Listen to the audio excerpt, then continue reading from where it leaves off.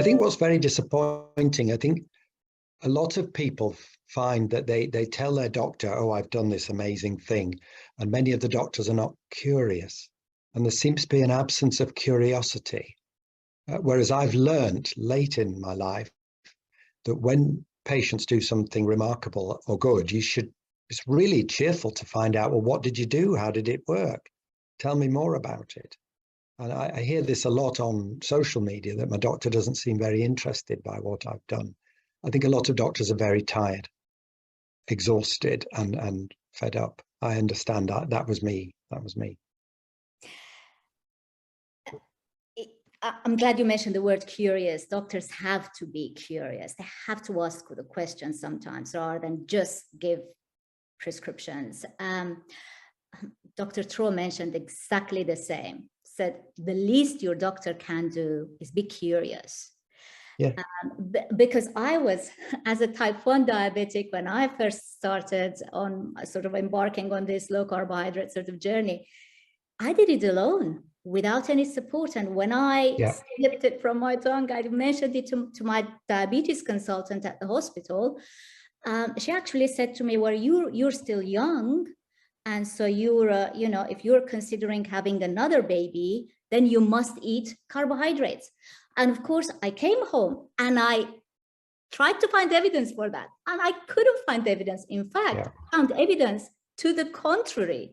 And I then decided that was the first and last time I was revealing to them what I did. My blood sugars were coming down. My health was improving. I didn't have excess weight to lose, but I was just feeling generally so good.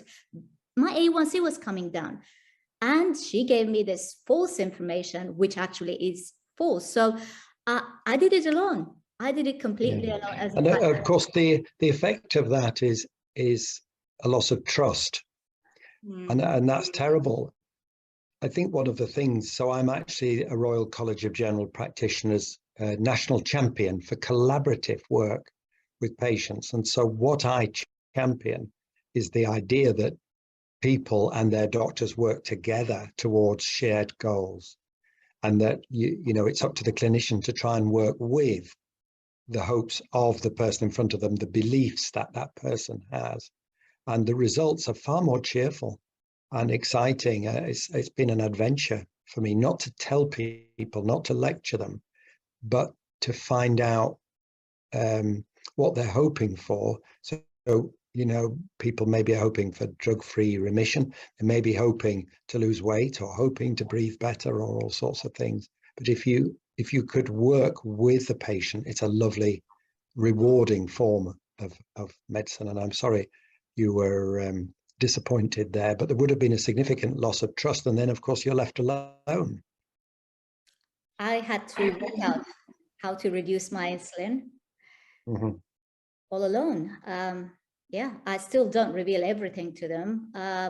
Like the fasting that I do, I don't even mention it. I just don't mention these things to them anymore because I'm not sure how they would respond. However, in my very last visit, that was January 2022, this year. So I was told, well, whatever you're doing well, so just keep it up. So my A1C went down to 5.7%, and I know that I can do better. So I'm working on improving that even more, because for optimal sort of optimal figure isn't 5.7 as would like to believe. And having been diabetic for 44 years now, so I don't want to be facing all the complications. And I was on a high carbohydrate diet. So yeah, that's just a disaster waiting to happen.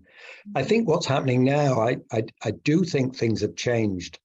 So when I started in January 2013, I was pretty well alone in that I didn't know any other doctors were doing this. And in fact, I was criticized for supporting people with a low carb diet. I was shouted at publicly.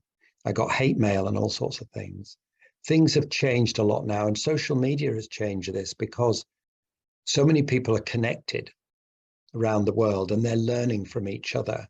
And I think increasing numbers of healthcare professionals now are meeting people who say, I've cut the carbs and I feel so much better. And I can see the difference. I do a lot of public speaking, And I can see the difference now. There's an audience of doctors.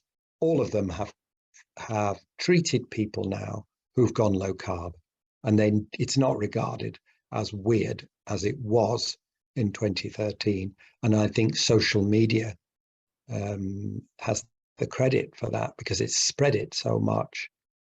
So I hope for you that before long they'll be asking, that's really interesting. You know, what have you found? What have you done with your insulin? What have you found? That's a hope. And there are a lot of young doctors now curious. Mm-hmm. I do a lot of education, a lot of curious young doctors who are interested in lifestyle medicine.